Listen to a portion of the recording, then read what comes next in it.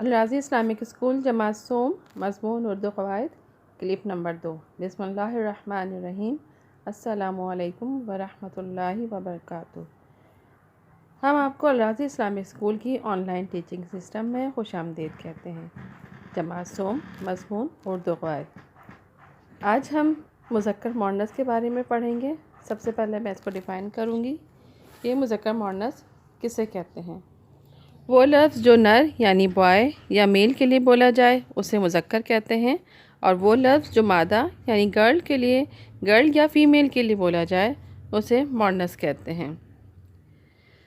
مثال کے طور پر بادشاہ، ملکہ، بیل، گائے، راجہ، رانی، ہاتھی، مؤنث ہتھنی، عالم، مؤنث عالمہ، طالب، مؤنث طالبہ، والد، مؤنث والدہ، مرغہ، مؤنث مرغی۔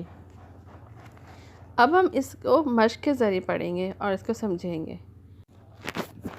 توقیر کے والد اور والدہ حج پر گئے۔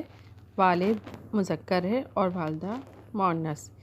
ڈیش نے ڈیش کے لیے محل بنوایا۔ محل جو ہے وہ بادشاہ ہی بنواتے ہیں، تو بادشاہ نے مؤنث ملکہ کے لیے محل بنوایا۔ ایک بچہ اور ڈیش آپس میں لڑ رہے تھے۔ بچہ کے مؤنث ہے بچی۔ ایک بچہ اور بچی آپس میں لڑ رہے تھے۔